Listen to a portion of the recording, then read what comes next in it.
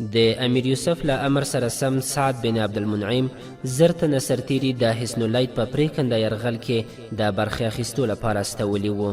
له پاتې 500 سرتیرو څخه نږدې 40 تنه د کلا پر ساتنه ګمارل شوي وو. نور یې په وړوکیو ګروپونو کې د سیند پر غاړه په پوستو کې ویشلي وو. د یوې اوږدې سیمې د ساتنې لپاره دومره لږ شمېر پوځیان بس نه وو. سعد د لرو سیمو د څارنې لپاره مقامي خلک ګمارلي وو او د دې لپاره چې بیدار اوسي د هره ورځ په میلیونو سفر کاوه. یوه ورځ یې د کلا ختیځ لوري ته څو میله لرې په کلیو کې ګزمه کوله او مقامي شپانه او بزګران یې پر خپلو دندو وپوهول او بیا نږدې نیمه شپه بیرته خپل کور ته راورسېد. میمونې د معمول په څیر د ده د راتلو انتظار کاوه. سعد د کرۍ ورځ ستومانیو له امله چې څنګه ډوډۍ تر ستوني تېره کړه ویده شو. 1 ساعت وروسته میمونې هغه وخوځاوه، له درانه خوبه یې راویښ کړ او ورته یې ویل: جګ شه، الماس بهر نارې درته وهي. سعد ناڅاپه له بسترې څخه راجګ شو او له خونې ووت. الماس په برنډه کې ولاړ و. سعد سترګې وموښلې، ویې پوښتل: الماس کاکا څه خبره ده؟ ما د نایب سالار په ټینګار ستا خوب در خراب کړ. د یوه کلي د خپلې خوښې مجاهدینو 2 تنه نیولي او راوستلي دي. دې کسانو غوښتل له سینده پورې وځي او حصن اللید ته ولاړ شي. کلیوالو چې هغوی ودرول دوی ورته ویلي چې امیر یوسف ته د بلنسي د خلکو فریاد رسوي. پیردارانو ورته ویلي چې په شپه کې له سینده د پورې وتو اجازه نشته، ځکه خو تاسو د کلي سردار ته ورشئ. دوی ویلي وو چې موږ هم د شپې تیرولو لپاره کوم کوربه لټوو. پیرداران د دوی په خبرو ډاډه شول او کلي ته یې بوتلل. پیردارانو دا غلطي کړې وه چې پر دوی د مسلمانانو ګمان کړی و. نه یې له آسونو څخه کوز کړي وو او نه یې وسلې ترې اخیستې وې.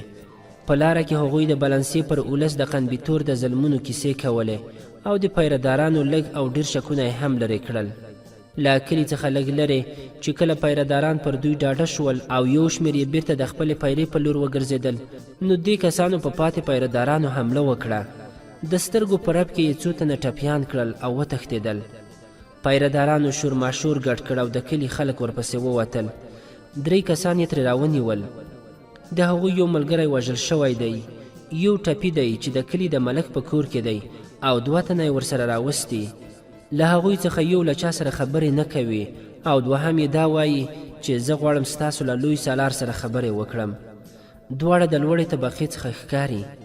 سعد وپوښتل: بندیان تلاش شوي دي؟ هوکې، خو داسې څه شی نه دي ورسره نیول شوي چې د دې خلکو جرم ثابت کړي. ته راځه راسره. سعد په بیړه لاندې ښکته شو. د کلا بل کونج ته یې ځان ورساوه. د کلا پیردارانو او څو کلیوالو هغه 2 کسان په خپل منځ کې راګیر کړي وو. هغوی چې سعد ولید یوې خواته شول. یوه بربري افسر وویل: زه پوهېدم چې ته ډېر ستومانه یې، خو دا داسې معامله ده چې ضروري مې ګڼله همدا اوس تا ته زحمت درکړم. تا ډېر ښه کار وکړ. یو کلیوال ور وړاندې شو او غوښتل یې چې سعد ته ټوله کیسه تېره کړي، خو دی خبره ورغوڅه کړه. ویې ویل: ما اورېدلې ده، تاسو خپل فرض ترسره کړی، اوس تر سهاره زموږ میلمانه یاست. سعد بیا بندیانو ته مخ واړاوه. یو سرتیری مشال په لاس کې د هغه ښي لور ته ولاړ و. سعد وویل: تاسو د خپل سپیناوي لپاره څه وایئ؟ یوه بندي خپل سر اوچت کړ او ویې ویل: موږ ډېر څه غواړو ووایو. زموږ سره د دې ډېر کلک ثبوتونه شته چې د دښمن جاسوسان نه یو. که زموږ په اړه د سلطان معتمد شاهدي کافي ګڼئ نو موږ هغه ته واستوئ. ډېر لوی شاهد وړاندې کوئ. تر دې مخکې تاسو د سلطان معتمد او بلنسي ترمنځ اړیکې ثابتې کړئ. بندي پریشانه شو. ویې ویل: زه د سلطان معتمد په حکم بلنسي ته د دې لپاره تللی وم چې د سړقنبیتور د تیاریو معلومات ترلاسه کړم. له 11 کسانو سره؟ نه، هغه له بلنسي نه زما سره ملګري شول او له یوه پلاوي سره امیر یوسف ته روان وو. موږ چې له سینده پورې وتلو پر مجاهدینو مو د ډاکوګانو ګمان وکړ چې غواړي موږ لوټ کړي. څوک چې له داړمارو نه ویریږي هغه د شپې مزل نه کوي. موږ نه غواړو له تا سره څه بحث وکړو. که پر موږ څه بدګماني لرئ نو ما سلطان معتمد ته واستوئ. سلطان په دې ورځو کې وزګار نه دی. سعد دا وویل او بیا یې له پیردار نه مشال واخیست، وړاندې ورغی او د بندي پر څیره یې سترګې ښخې کړې. یوه شیبه وروسته د ده اوسپنیزې منګولې د بندي پر مرۍ نښتې وې. سعد لږ د خپلو ګوتو زور سست کړ او هغه ته یې وویل ما ته وګوره، ما پیژنې؟ بندي په حیرانۍ سعد ته کتل. د هغه ژبه ګونګه او رنګ یې تک ژیړ شو.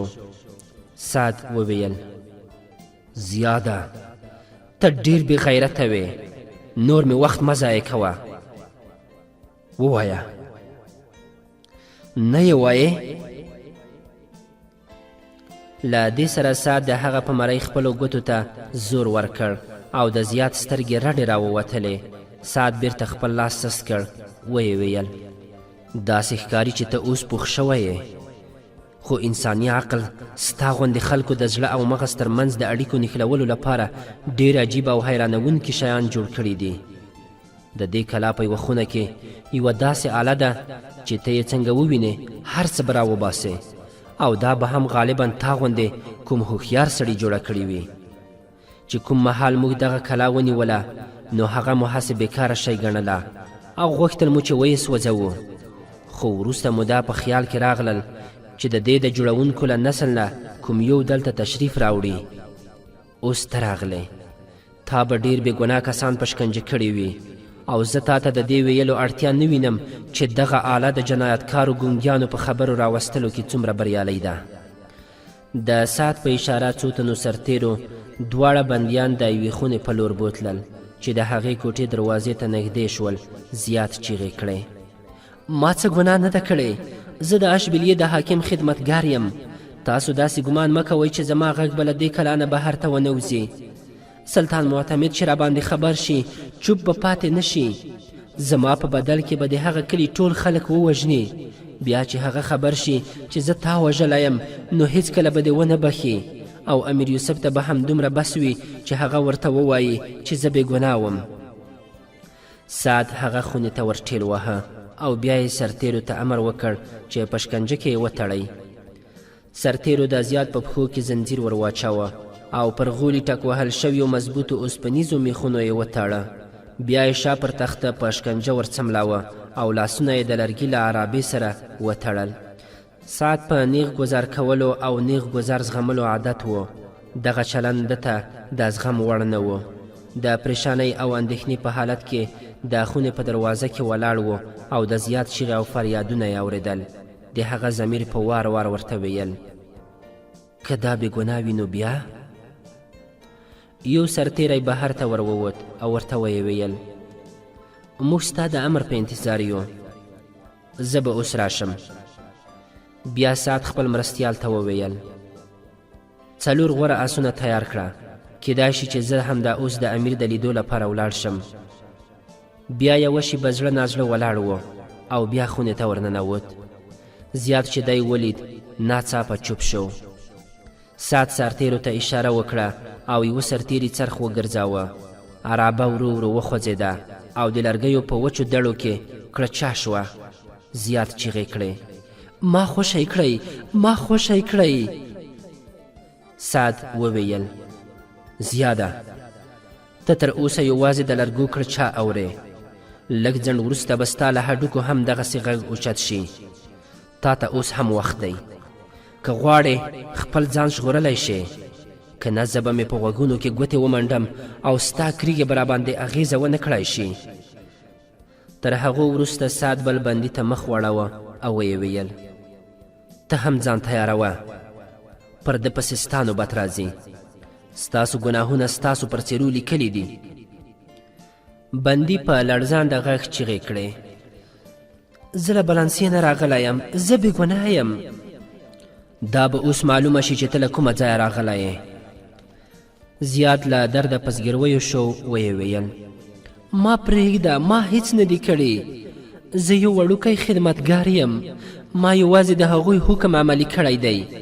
پرېمږدئ، زه دې ته تیار یم چې هر څه ووایم.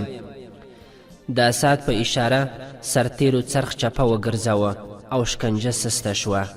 سعد وویل بیړه کوه، دا ستا لپاره وروستی چانس دی. زیاد په هیلهمنه لهجه وویل تاسو وعده وکړئ چې ما به نه وژنئ. زه له تا سره هیڅ وعده نه کوم. که زه تاسو له داسې خطر نه خبر کړم چې ستاسو په خیال او تصور کې هم نه وي. سعد غوښتل څه ووایي چې د ده مرستیال په منډه هغې خونې ته ورننوت. له هغه سره یو بل نااشنا سړی هم و. هغه بې له څه مقدمې وویل دا د هغه کلي ملک دی، کوم سړی چې وژل شوی و په تلاشۍ کې د هغه له جیبه یو لیک راوتلی دی. سعد ترې وپوښتل لیک چیرته دی؟ د کلي مشر له خپل جیبه یو کاغذ راویوست او سعد ته یې ورکړ. ویې ویل کله چې د کلي مجاهدین له بندیانو سره ستاسو په لور را روان شول نو ما د دوی د ټپي ملګري جیبونه ولټول. له هغو نه د اعتراض وړ څه شی راونه وتل. بیا مې په خیال کې راتیر شول چې د وژل شوي جیبونه هم باید ولټوو. د هغه له جیبه دغه کاغذ راووت. ما چې ولوست دا مې ضروري وبلله چې تاسو ته یې راورسوم.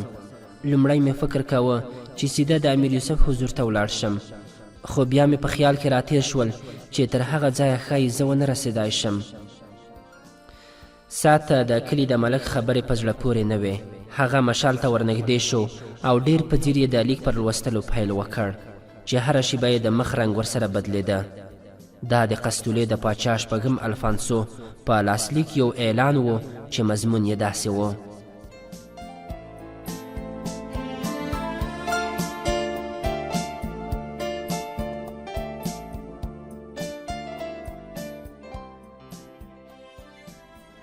موږ د لیون، ارغون، النوار، آسچوریا او جلیقیې د ولاشان امیرانو او د بلنسیې د حکومت د سرپرست سړقن بیتور په تایید دا اعلان کوو چې که د اندلس مسلمان پاچاهان موږ ته د لورینې او دوستۍ عملی ثبوت راوښیي نو موږ به په راتلونکي کې د دوی په ازادۍ او خپلواکۍ کې څه لاس نه وهو. موږ دا وینو چې افریقایي یرغلګر د دوستۍ تر پرده لاندې د اندلس د مسلمانانو پر ازادۍ او خپلواکۍ تیری کوي. که په اندلس کې د هغوی پښې راټینګې شوې نو د مسلمانانو واکمني به له منځه یوسي او بیا به زموږ پر خپلواکۍ یرغل راوړي. ځکه موږ دا اړتیا وینو چې خپلمنځۍ جګړې د تل لپاره له منځه یوسو او د بهرنیو یرغلګرو څخه د ژغورنې هڅه وکړو. موږ په سوګند سره دا ژمنه کوو چې که د اندلس شاهان د خپلو حقوقو د ساتنې لپاره سره یو شي نو موږ او زموږ ټول ملګري به له دوی سره بشپړه مرسته کوي. د دوستانه تړون د شرطونو د ټاکنې لپاره موږ د سرحد په کوم ځای کې د اندلس له شاهانو سره کتنې ته چمتو یو. د حسن اللیت په اړه موږ ستاسو استازي له خپلو پلانونو خبر کړي دي.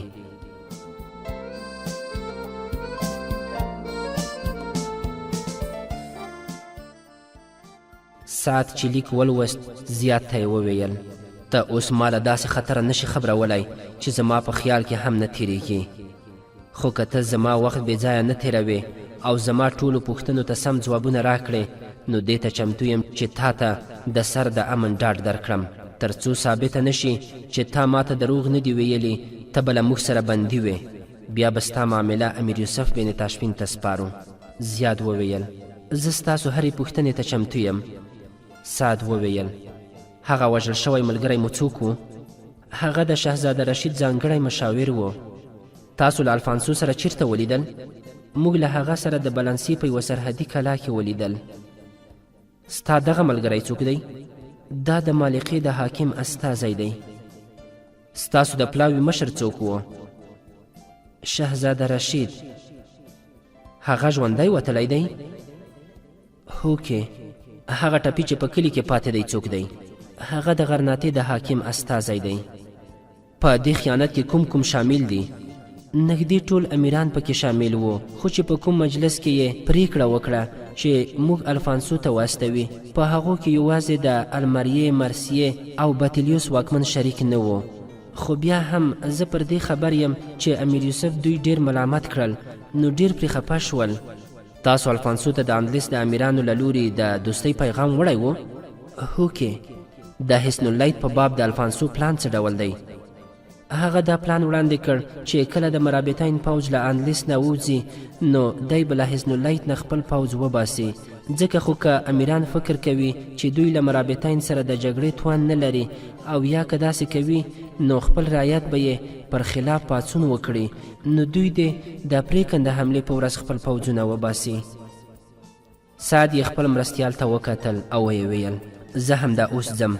هغه د جمعې په ورځ قضا ماسپښین د برید پرېکړه کړې ده. که زه والوځم هم پر وخت مې هلته رسېدل ناشوني دي. تر اوسه به شهزاده رشید امیرانو ته د الفانسو پیغام اورولی وي. زما تر رسېدو مخکې به جګړه پرېکنده پړاو ته رسېدلې وي. که امیرانو غداري وکړه او د جګړې په بهیر کې شاته ولاړل نو زموږ پوځ به له یو خطرناک حالت سره مخ شي. دښمن به خپل ټول ځواک زموږ مقابلې ته راولي، او که د دښمن څو ګروپونه شمال او ختیځ لور ته بهر ته ووتل او زموږ پر پړاو یې یرغل راوړ نو موږ به له یوې عبرتناکې بربادۍ سره مخ شو. ته اوس د ټولو چوکیو سرتیرو ته دا حکم واستوه چې د حصن اللیت په جګړه کې د برخه اخیستو لپاره راټول شي. هلته موږ ډیرو سرتیرو ته اړتیا لرو. اوس زه یوازې 4 تنه سپاره راسره بیایم، ځکه چې د کلا ساتونکي له پخوا نه هم لږ دي. مرستیال یې ورته وویل تاسو په لاره کې ډیر پام کوئ، کیدای شي چې کوم کسان وتښتېدل د هغوی د نورو ملګریو لپاره امیرانو پوځ را استولی وي. د دې لیک د بیرته ترلاسه کولو لپاره به هغوی هیڅ غفلت ونه کړي. سعد وویل که په لاره کې ماته څه خطر پیښ شو نو یو تن به دغه لیک بیرته تا ته راورسوي او بیا به امیر یوسف ته د دې رسول ستا پر غاړه وي. د کاغذ پر دې ټوټه د انلیس برخلیک لیکل شوی دی. پر بندیانو پام کوئ او چې کله سرتیري له دې ځایه را روانیږي نو دوی هم ورسره را واستوئ. سعد بهر ته ووت او زیات په لوړ غږ چیغې کړې زه یوه بله ضروري خبره کوم. سعد بیرته مخ ور واړاوه، ویې ویل په بیړه یې کوه. الفانسو وویل چې که ماته د امیرانو د بېطرفه پاتې کېدو خبر راغی نو په 4 ورځو کې دننه به لا 15,000 تنه پوځ سره حصن اللیت ته در ورسېږم. د هغه پوځ له دې کلا نه 40 میله لرې د بلنسې پر جنوب ختیځ برید کې پړاو اچولی دی. سعد چې بهر ته تلو نو الماس ته یې وویل الماس کاکا دغه کلا تر سخت خطر لاندې ده، ځکه خو ته میمونه حصن اللیت ته در سره بوځه. سهار چې کله پوځ له دې ځایه روانیږي نو تاسو هم ورسره راشئ.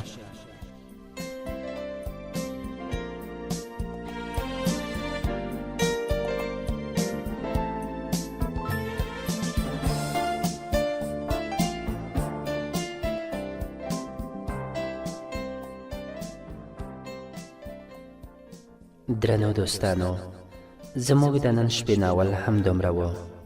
هیله ده چې د پام وړ مو ګرځېدلی وي او د دې ناول په نورو برخو کې هم را سره ملتیا وکړئ.